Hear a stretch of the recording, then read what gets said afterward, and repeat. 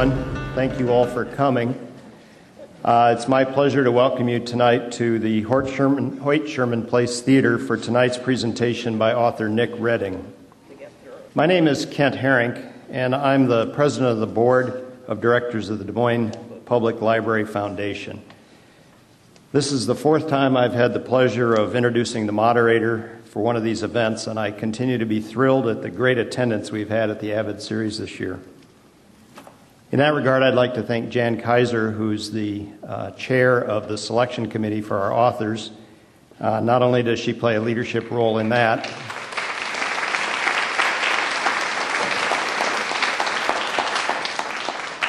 thank you, but she also does the lion's share of the work organizing and pulling off these events.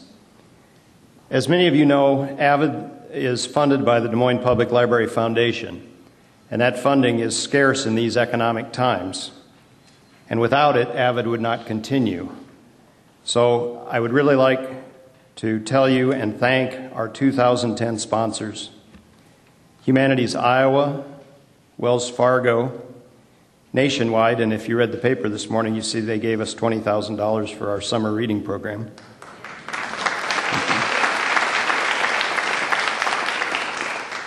Douglas and Deborah West, who are in our audience tonight, Hoyt Sherman Place, Drake University, and the Iowa History Center at Simpson. And while I'm on the subject of funding, I would like to encourage you to pull out the contribution envelope that you'll find in your program, and you can join our list of sponsors.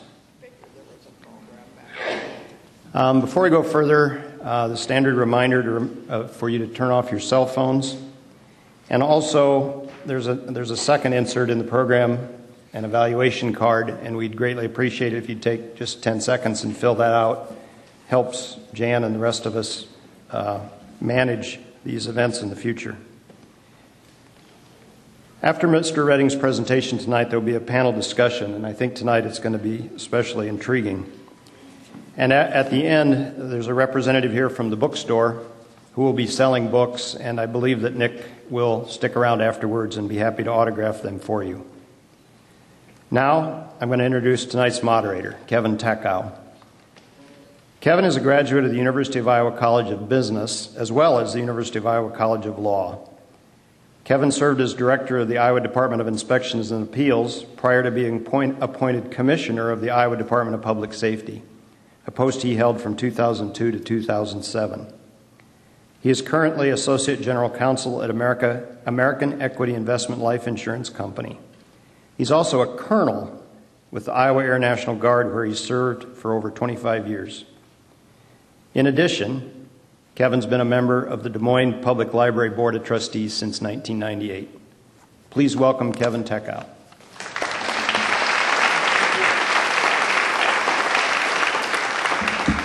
Good evening, welcome. It's my great honor and pleasure to represent the Des Moines Public Library Board of Trustees and welcome you this evening. I'd like to echo the praise for Jan Kaiser and congratulate and thank her for 10 years of the AViD lecture series. She's done great work. And I believe there are a number of the AViD selection committee here. If you're here from the AViD selection committee, would you please stand, and we'd like to thank you as well. Thank you.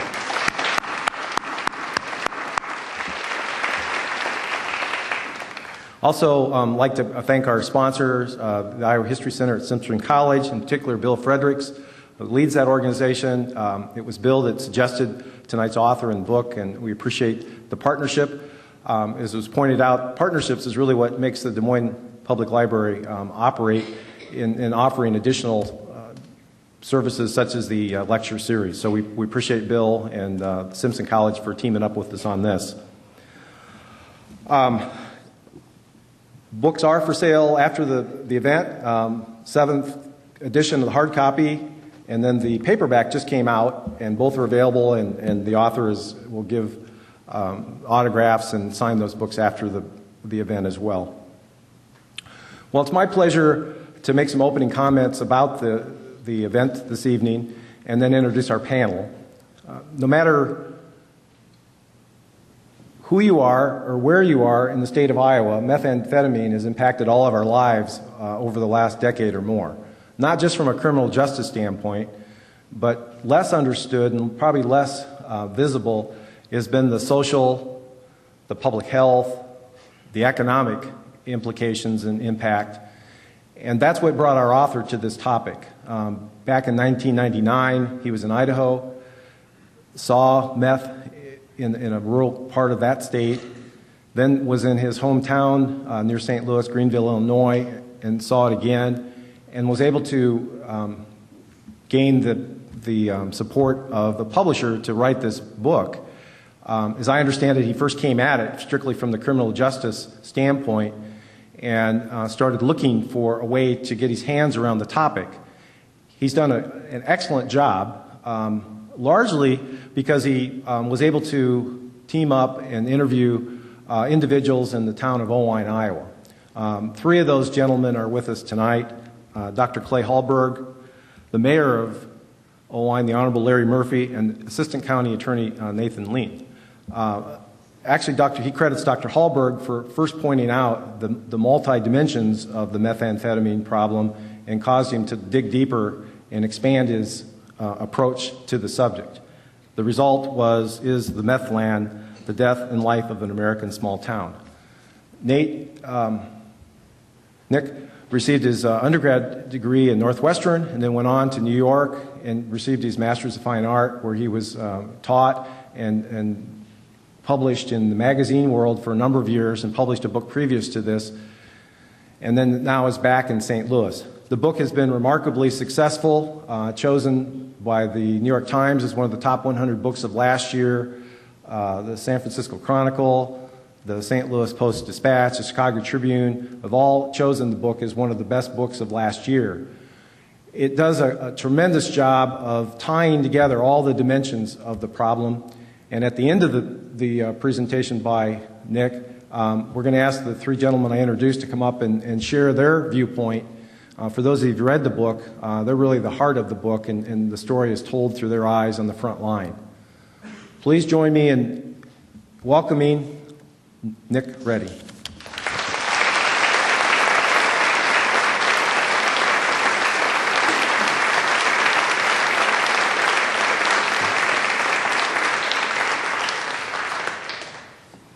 Hi.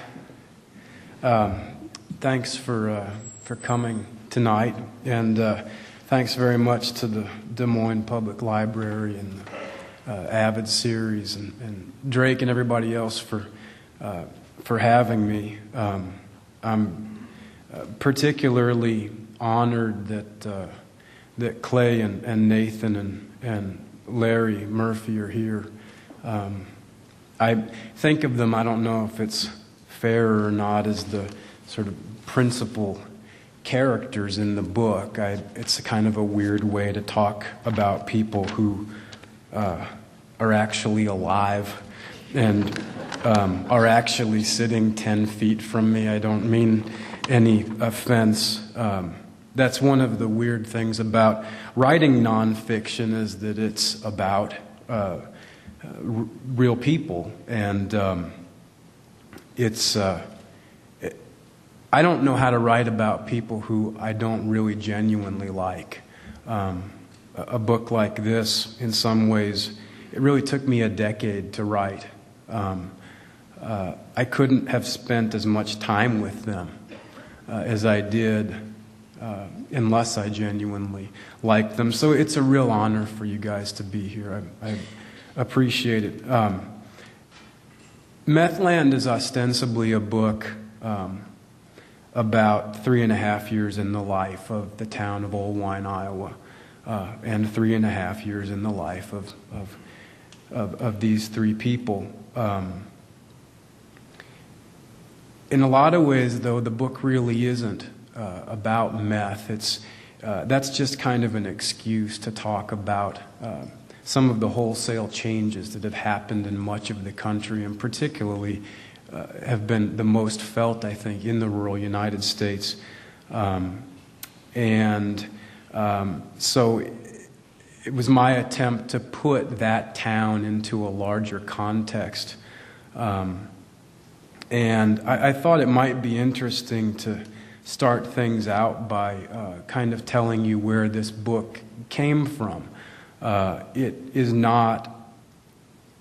didn't start out in Old Wine. It didn't even start out in Iowa. In fact, it didn't start out anywhere in the United States.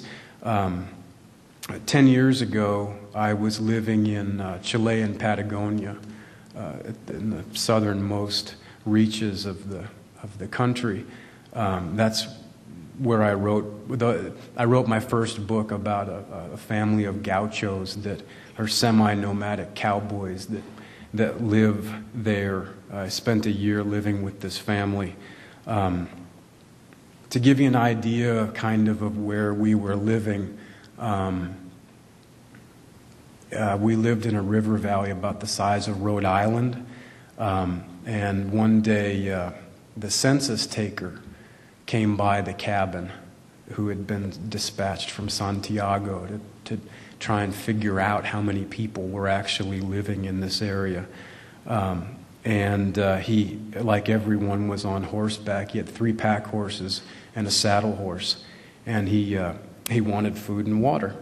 And we were quizzing him about what he was doing, and for 9 months he'd been circumnavigating this river valley, and in that amount of time he'd only found 119 people living on 13 homesteads.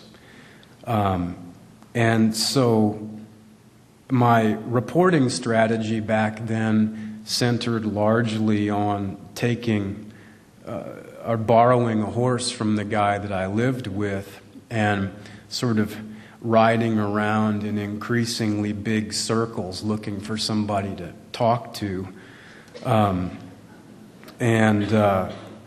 So I was incredibly surprised one day when I came to the only suspension bridge across the river in Rhode Island, essentially.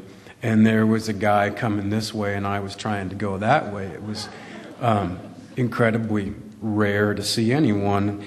And he said that he was taking, I think he had 5 foals with him or something like that, and he was going to take them to Argentina, which was a 2-day ride. And he asked me if I wanted to go with him, and my schedule being pretty open at the time, I thought that sounded like a pretty good idea. And so we were kind of riding along, and we just started talking about our families. And he said that he had 5 brothers, and I asked him where they lived, and it was a sort of smattering of villages that I didn't know anything about. And then he said one of them lives in the United States.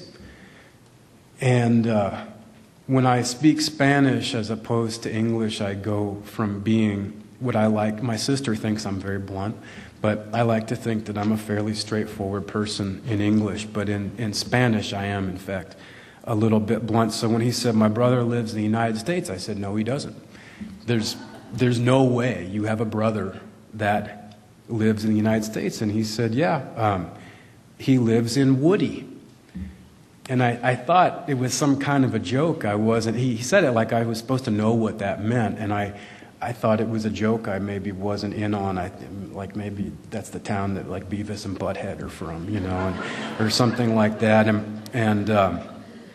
And he said the literacy rate in this area is above 90%, and he was unable to read. And he had been riding around with 6 letters from his brother, that his brother had written to him with the help of a Mexican ranch hand. And I looked at the return address, and it was Gooding, Idaho. And Woody was just a sort of phonetic rendering of that. Those letters are where my interest in meth began. But more importantly, in some of the economic bases that meth land turns out to be about. They were remarkable documents. They were written by someone who had essentially grown up in the 19th century and suddenly found himself in a town of 1,286 people in the United States.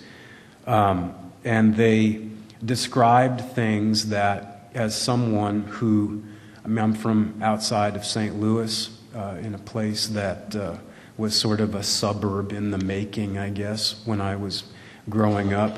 I had lived in several small towns in the American West, one as small as 67 people, called Parshall, Colorado. Seems kind of apt, you know, if you've only got 67 people.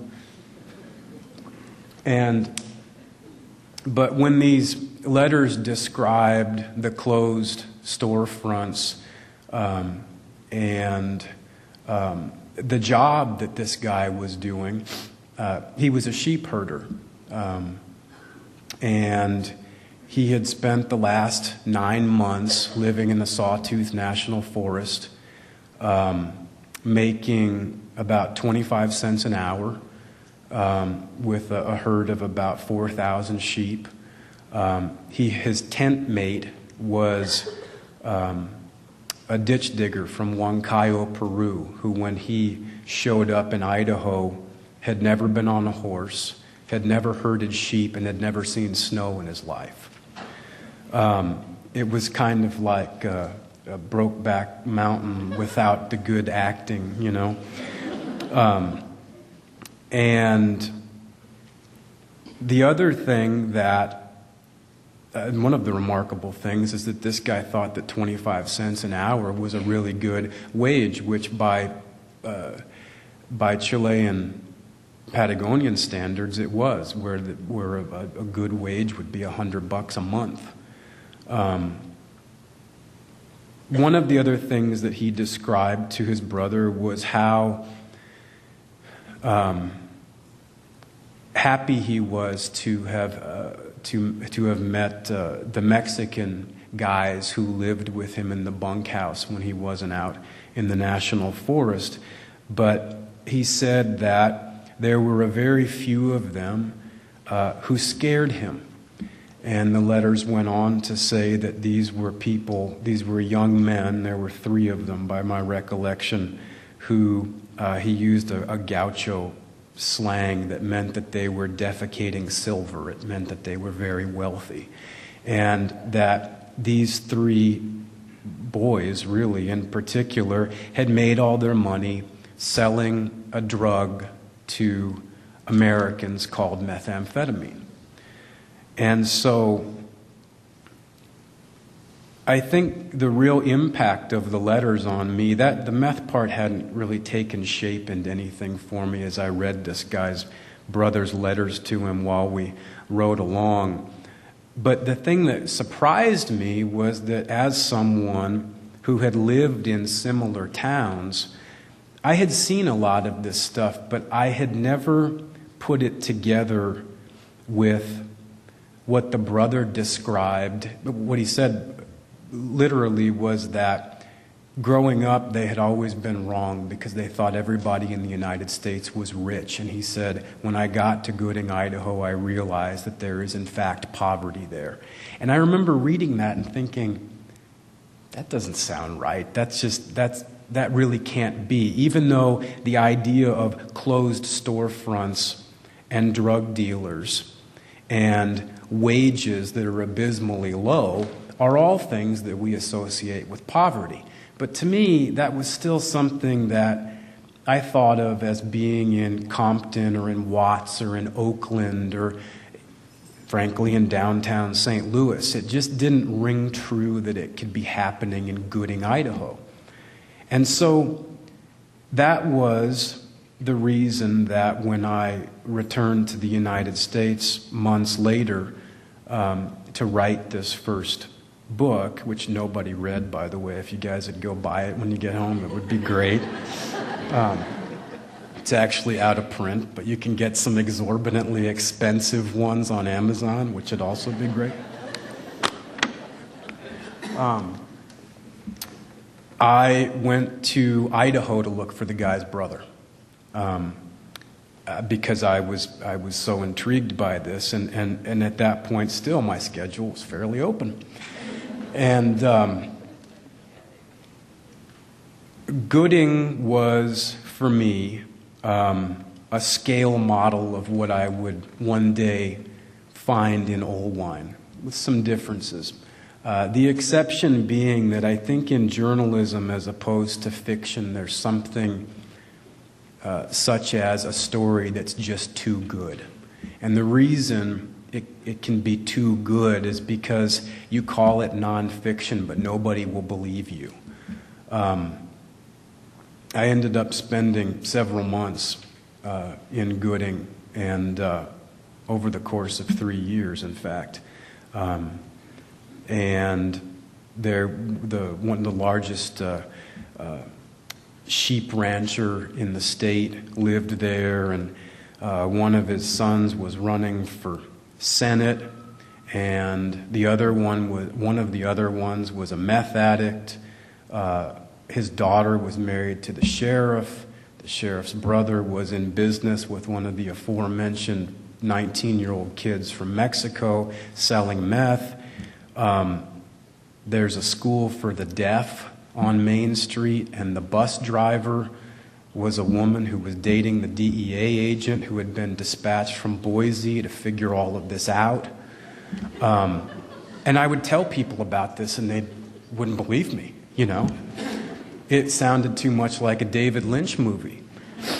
I was unfortunately, I think, a little bit probably too young or too unexposed yet to realize what was happening on the night that there was a trailer on Nebraska Street. All the streets were named for states that weren't Idaho, which I could never quite figure out. And the water table on the Idaho batholith of the Snake River Valley is very high, which basically means you're not allowed to build a basement. And on one night in particular, about 3 o'clock in the morning, 9 guys crawled looked like they were crawling out of a grave, essentially out from under one trailer, and 2 trucks pulled up, and there were a bunch of trash bags in the back of each, and basically one truck went south, one went north. The one that went north took meth and the illegals that had crawled out from underneath the trailer, and the one going south took cash on a sort of circuitous route back down to Nogales. If I had realized at that point that the entirety of everything that was going to consume me for the next 10 years, small town economics and the drug trade, U.S. immigration policy, the wage-cutting power of big agriculture, if I'd realized what was contained in that 35 seconds, it wouldn't have taken me freaking 10 years to write this book. But I didn't. And so as it happened one night, here again, it's like, and nobody would, I was living in New York at the time, so I'd go out there, I would spend a month, and then I would go back and I'd be telling whoever about it, and they would say, you know, basically, you're full of BS. This can't really be happening. And then I would go back. Only people who knew what I was talking about were in Gooding, so I'd run back there and spend time with them. And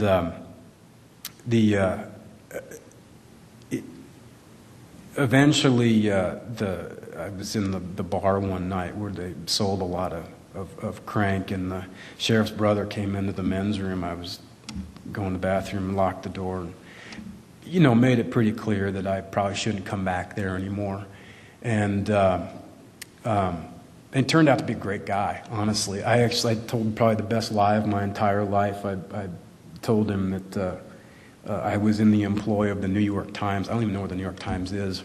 And that my editor had been dispatching me on all these trips, and I was writing this gigantic series of articles about Gooding, and in particular about him. And I rattled off a bunch of facts about his life that I happened to know. And after that, we went out to the bar and drank some bourbon and played pool, and he ended up taking me to the only functioning meth lab I've ever been in. Eventually, I wrote a book proposal about all this. This would have been in 2002. after having spent a whole lot of time and managing to finish the first book in the time being. Nonfiction is sold on a proposal. So if you want to sell a novel, you have to write a novel and then have it be accepted or rejected. Whereas with nonfiction, you basically write a business plan that's 20 or 30 pages long and kind of tells people what you've been doing, and then they buy the rights to the book, at which point you have several more years to kind of put it all together and keep reporting. Anyways, I wrote this book proposal and felt pretty good about it, and I gave it to my now ex-agent, and thank you. But she said, and it still kind of burns me to this day, she said, number one, nobody will believe this. And number two, nobody knows what meth is. And number three, nobody's going to care about some small town in Idaho. And it kind of pissed me off enough that I kept at it. And eventually that is how I ended up in Old Wine. Is I kept making phone calls and kept on what I thought was a good story, and eventually poor Clay Hallberg had the misfortune of picking up the phone, or his wife, who was his receptionist at the family practice, had the misfortune of giving me Clay's home phone number, and where he picked up the phone one day in 2005, and we were sort of off to the races at that point.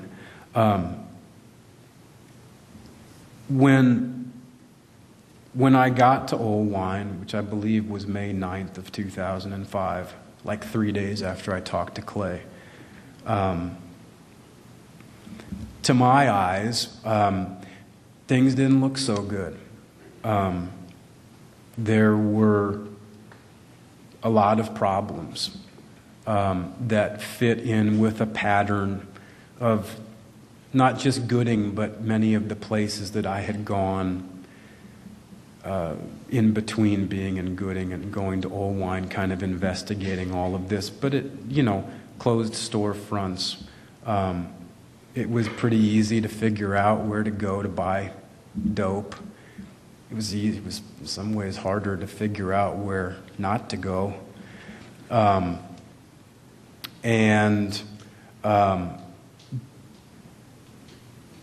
That started a process for me of trying to take the long view of how things in Old Wine in 2005 were as they were, and really by extension all of the many places that I had been in the rural United States at that time. And what I came up with was partially, and again, this really isn't a book about meth. It's a book about all of the things that contribute to making meth the most obvious symptom of a long-term decline. And what I came up with was the person of Roland Jarvis, who was a very long-term meth addict who had nearly burned himself to death in a fire that started in his meth lab that was in the basement of his mother's home. In fact, he spent 3 months in the burn unit in Iowa City. At the age of 38, in those 3 months, he had 4 heart attacks. And when he came home, the first thing that he did was to get high, except because he didn't have anything much left in the way of fingers to shoot up. He had to teach himself to smoke meth.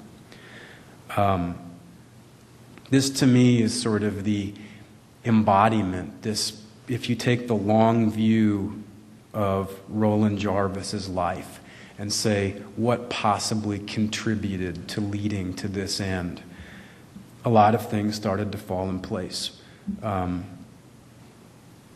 Old Wine is a town of depending on which census you believe, either 6,126 or 6,776 people, but between 6,000 and 7,000 people.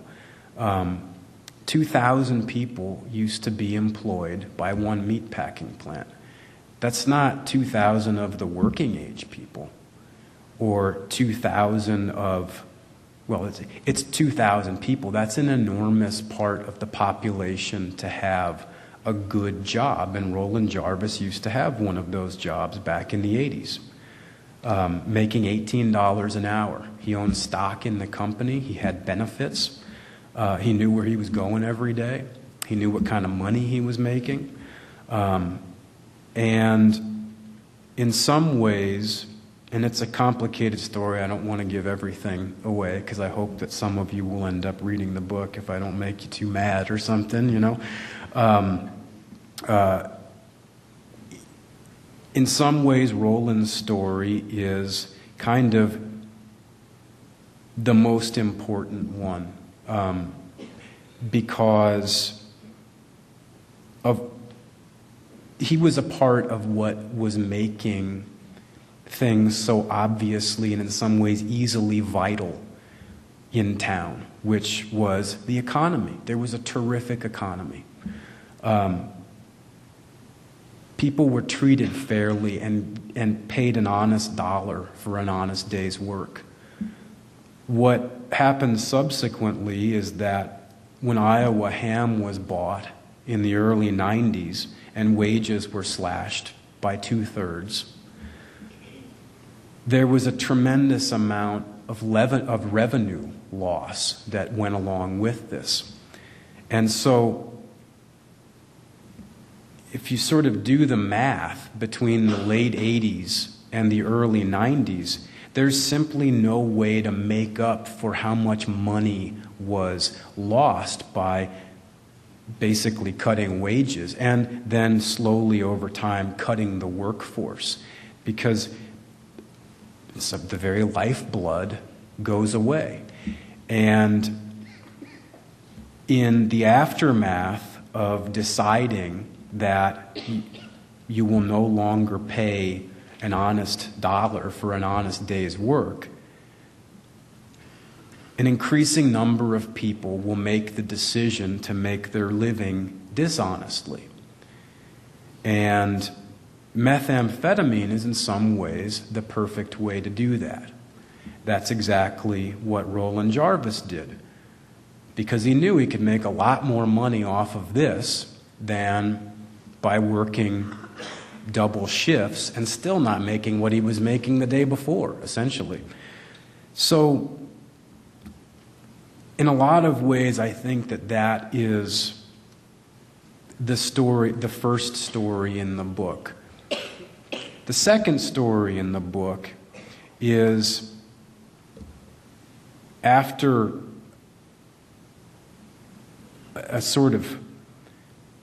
the trends that I've just described there picked up steam to the extent that Olwine had been deeply damaged by not only economically but sort of culturally and socially. Then the second story picks up, which is that of a town that resurrects itself.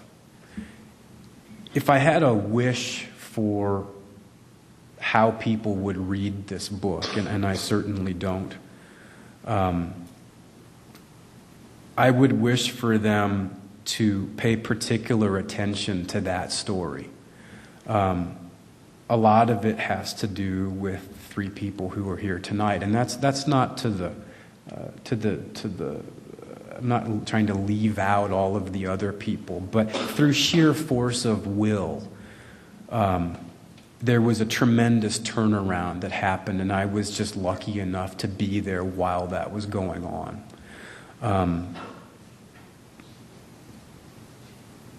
In just a few years, Olwine went from being one of the poorest towns in eastern Iowa to bucking the trend in a way that I don't think anybody could have imagined, particularly given what's happened in the last 18 months in the global market.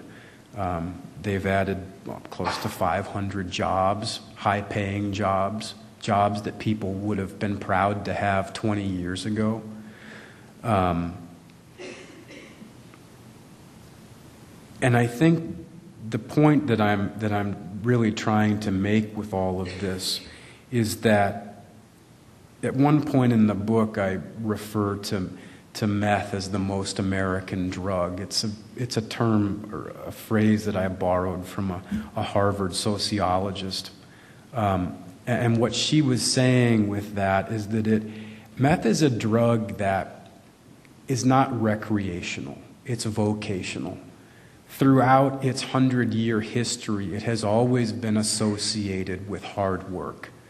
For the reason that you don't have to eat, you don't have to sleep, you don't have to hydrate, you don't lose motor skills, you don't pass out like you do when you drink too much, you don't fall down like you do when you do heroin. It is a drug that allows you initially to function at a considerably higher level in some ways than without it. We all know what happens long term.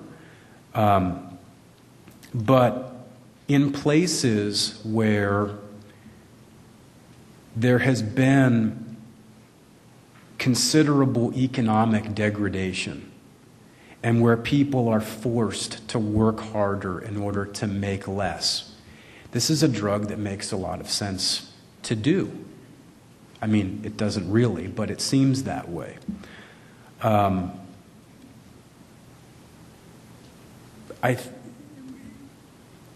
think having said that,